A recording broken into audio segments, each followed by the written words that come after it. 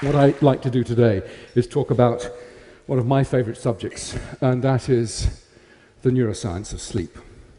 Now, there is a sound. It worked. a sound that is desperately familiar to most of us, and of course it's the sound of the alarm clock. And what that truly ghastly, awful sound does is stop the single most important behavioral experience that we have, and that's sleep. If you're an average sort of person, 36% of your life will be spent asleep, which means that if you live to 90, then 32 years will have been spent entirely asleep. Now, what that 32 years is telling us, that sleep at some level is important. And yet for most of us, we don't give sleep a second thought. We throw it away. We really just don't think about sleep. And so what I'd like to do today is change your views, change your ideas and your thoughts about sleep. And the journey that I want to take you on, we need to start by going back in time. Enjoy the honey-heavy dew of slumber. Any ideas who said that? Shakespeare's Julius Caesar. Yes, let me give you a few more quotes. O sleep, O gentle sleep, nature's soft nurse, how have I frighted thee? Shakespeare again from, I won't say it, the Scottish play. From the same time, sleep is the golden chain that ties health and our bodies together. Extremely prophetic, by Thomas Dekker, another Elizabethan dramatist. But if we jump forward 400 years, the tone about sleep changes somewhat. This is from Thomas Edison from the beginning of the 20th century. Sleep is a criminal waste of time and a heritage from our cave days. Bang!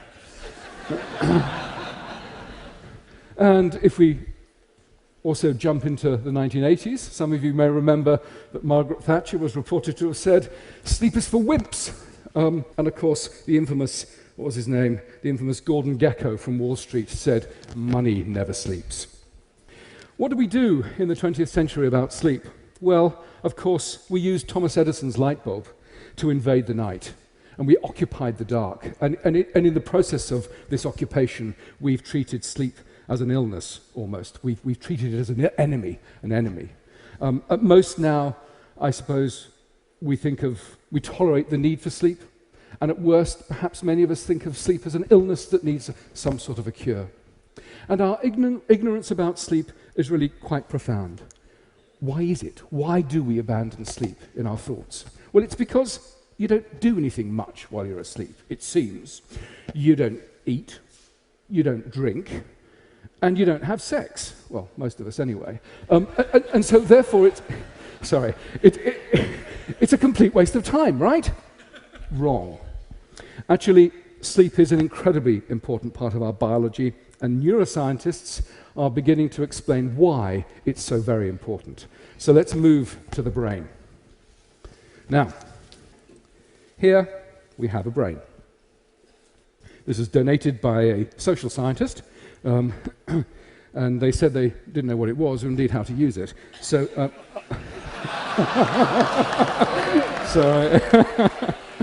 so I borrowed it. I don't think they noticed. Okay. The point I'm trying to make is that when you're asleep, this thing doesn't shut down. In fact, some areas of the brain are actually more active during the sleep state than during the wake state. The other thing that's really important about sleep is that it doesn't arise from a single structure within the brain, but is to some extent a network property. And if we flip the brain on its back, I love this little bit of spinal cord here, this bit here is the hypothalamus. And right under there is a whole raft of interesting structures, not least the biological clock. The biological clock tells us when it's good to be up, when it's good to be asleep. And what that structure does is interact with a whole raft of other areas within the hypothalamus, the lateral hypothalamus, the ventrolateral preoptic nuclei. All of those combine, and they send projections down to the brainstem here. The brainstem then projects forward and bathes the cortex, this wonderfully wrinkly bit over here, with neurotransmitters that keep us awake and essentially provide us with our consciousness. So sleep arises from a whole raft of different interactions within the brain. And essentially, sleep is turned on and off as a result of a range of interactions in here. Okay, so where have we got to? We've said that sleep is complicated, and it takes 32 years of our life. But what I haven't explained is what sleep is about. So why do we sleep? And it won't surprise any of you that, of course, as scientists, we don't have a consensus. There are dozens of different ideas about why we sleep. And I'm going to outline 3 of those. The first is sort of the restoration idea, and it's somewhat intuitive. Essentially, all the stuff we've burnt up during the day, we restore, we replace, we rebuild during the night. And indeed, as an explanation, it goes back to Aristotle. So that's what, 2,300 years ago. It's gone in and out of fashion. It's fashionable at the moment because what's been shown is that within the brain, a whole raft of genes have been shown to be turned on only during sleep. And those genes are associated with restoration and metabolic pathways. So there's good evidence for the whole restoration hypothesis. What about energy conservation? Again, perhaps intuitive. You essentially sleep to save calories. Now, when you do the sums, though, it doesn't really pan out. If you compare an individual who has slept at night or stayed awake and hasn't moved very much, the energy saving of sleeping is about 110 calories a night. Now, that's the equivalent of a hot dog bun. Now, I would say that a hot dog bun is kind of a meager return for such a complicated and demanding behavior as sleep. So I'm less convinced by the energy conservation idea. But the third idea I'm quite attracted to, which is brain processing and memory consolidation. What we know is that if after you've tried to learn a task and you sleep-deprive individuals, the ability to learn that task is smashed. It's really hugely attenuated. So sleep and memory consolidation is also very important. However, it's not just the laying down of memory and recalling it. What's turned out to be really exciting is that our ability to come up with novel solutions to complex problems is hugely enhanced by a night of sleep. In fact, it's been estimated to give us a 3-fold advantage. Sleeping at night enhances our creativity. And what seems to be going on is that in the brain, those neural connections that are important, those synaptic connections that are important, are linked and strengthened, while those that are less important tend to sort of fade away and be less important. Okay, so we've had 3 explanations for why we might sleep. And I think the important thing to realize is that the details will vary, and it's probably we sleep for multiple different reasons. But sleep is not an indulgence. It's not some sort of thing that we can take on board rather casually.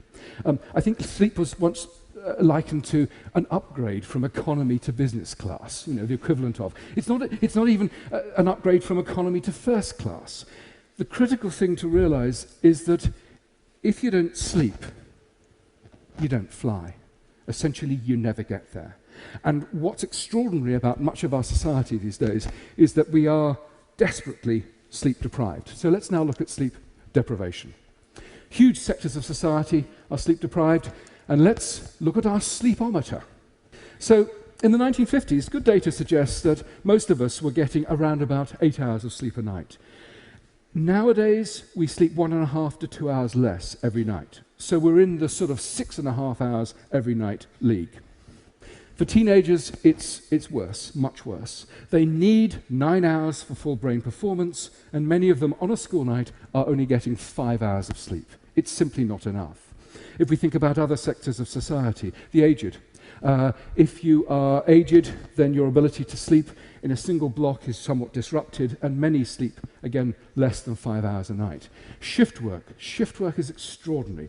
Perhaps 20% of the working population, and the body clock does not shift with the demands of working at night. It's locked onto the same light-dark cycle that the rest of us. So when the poor old shift worker is going home to try and sleep during the day, desperately tired, the body clock is saying, wake up. This is the time to be awake. So the quality of sleep that you get as a night shift worker is usually very poor, again, in that sort of 5-hour region.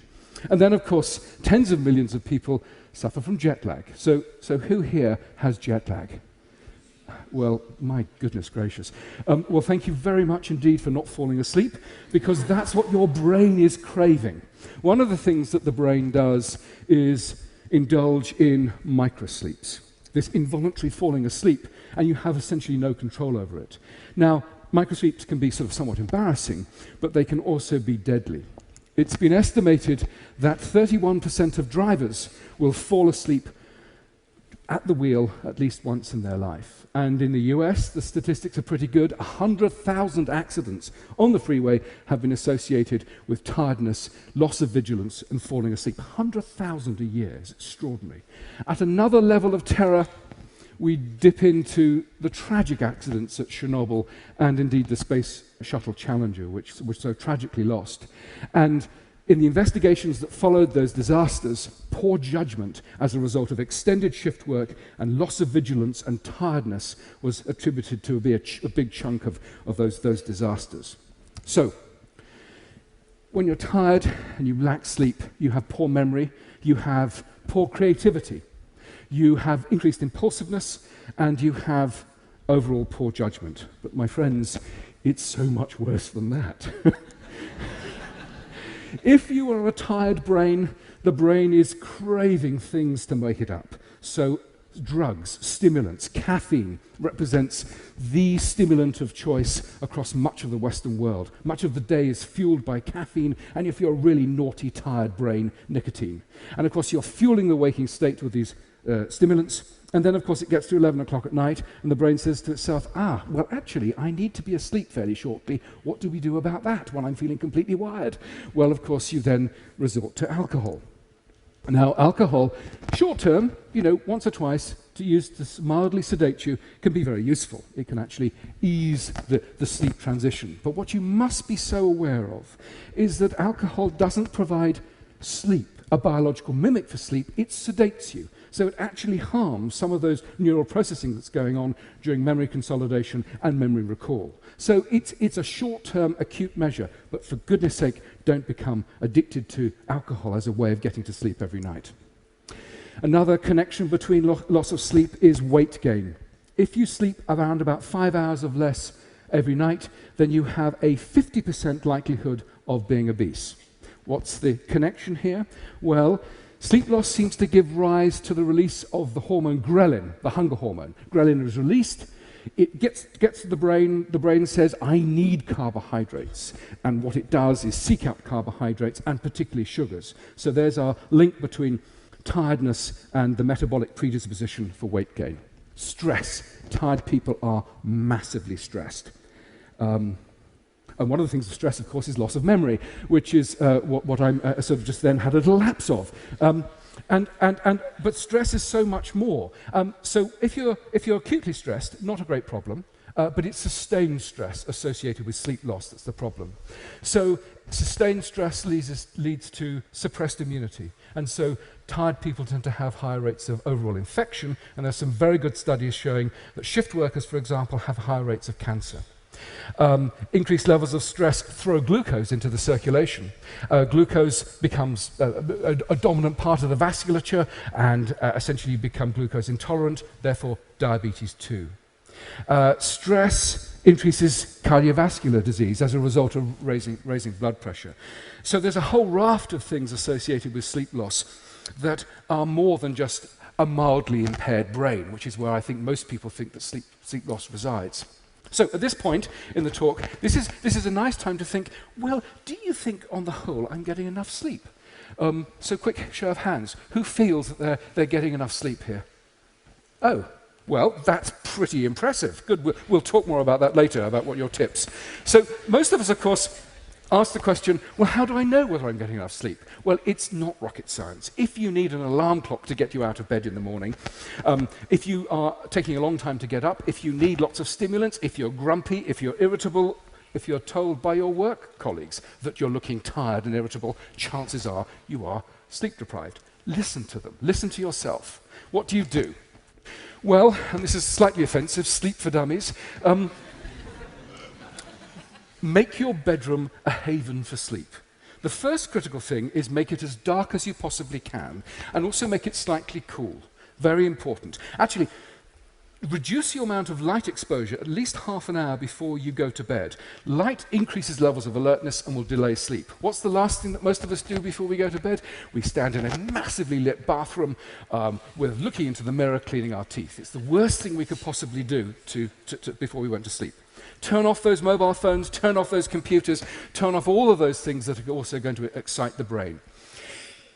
Try not to drink caffeine too late in the day. Ideally, not after lunch.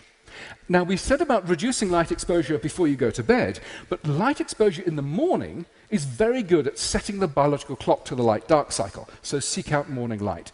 Basically, listen to yourself. Wind down. Do those sorts of things that you know are going to ease you off into the honey-heavy dew of slumber. Okay, that's some facts. What about some myths? Teenagers are lazy. No. Poor things. They have a biological predisposition to go to bed late and get up late, so give them a break. We need 8 hours of sleep a night. That's an average. Some people need more, some people need less. And what you need to do is listen to your body. Do you need that much or do you need more? That's simple as that. Old people need less sleep. Not true. The sleep demands of the aged do not go down. Essentially, sleep fragments and becomes less robust, but sleep requirements do not go down. And the fourth myth is early to bed, early to rise makes a man healthy, wealthy, and wise. Well, that's wrong at so many different levels. There is no evidence that getting up early and going to bed early gives you more wealth at all. There's no difference in socioeconomic status. In my experience, the only difference between morning people and evening people is that those people that get up in the morning early are just horribly smug.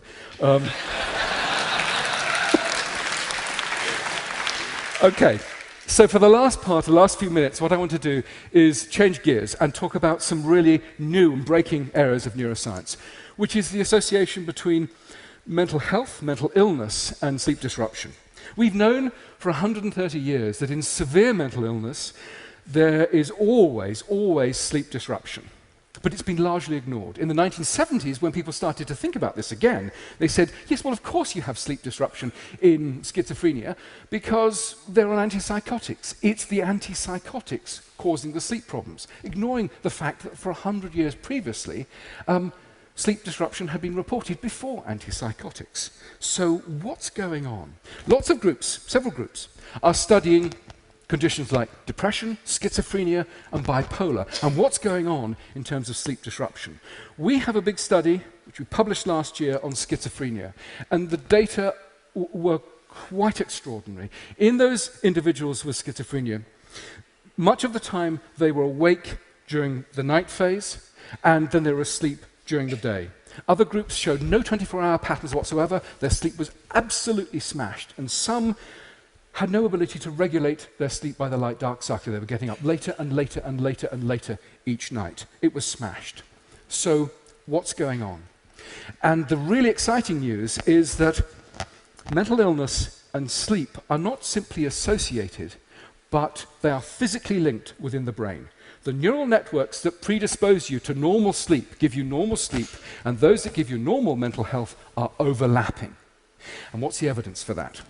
Well, genes that have been shown to be very important in the generation of normal sleep, when mutated, when changed, also predispose individuals to mental health problems. And last year, we published a study which showed that a gene that's been linked to schizophrenia, which when mutated also smashes the sleep. So we have evidence of a genuine mechanistic overlap between these two important systems. Other work flowed from these studies. The first was that sleep disruption actually precedes certain types of mental illness. And we've shown that in those young individuals who are at high risk of developing bipolar disorder, they already have a sleep abnormality prior to any clinical diagnosis of bipolar. The other bit of data was that sleep disruption may actually exacerbate, make worse the mental illness state. My colleague Dan Freeman has used a range of agents which have stabilized sleep and reduced levels of paranoia in those individuals by 50%. So, what have we got? We've got in these connections some really exciting things. in terms of the neuroscience, by understanding the neuroscience of these two systems, we're really beginning to understand how both sleep and mental illness are generated and regulated within the brain. The second area is that if we can use sleep and sleep disruption as an early warning signal, then we have the chance of going in. If we know that these individuals are vulnerable, early intervention then becomes possible. And the third, which I think is the most exciting, is that we can think of the sleep centers within the brain as a new therapeutic target. Stabilize sleep in those individuals who are vulnerable. We can certainly make them healthier, but also alleviate some of the appalling symptoms of mental illness. So let me just finish. What I started by saying is, take sleep seriously. Our attitudes towards sleep are so very different from a pre-industrial age, when we were almost wrapped in a duvet. We used to understand intuitively the importance of sleep. And this isn't some sort of crystal-waving nonsense. This is a pragmatic response to good health. If you have good sleep, it increases your concentration, attention, decision-making, creativity, social skills, health. If you get sleep, it reduces your mood changes, your stress, your levels of anger, your impulsivity, and your tendency to drink and take drugs. And we finished by saying that an understanding of the neuroscience of sleep is really informing the way we think about some of the causes of mental illness, and indeed is providing us new ways to treat these incredibly debilitating conditions. Jim Butcher, the fantasy writer, said, "Sleep is God, go worship." And I can only recommend that you do the same. Thank you for your attention.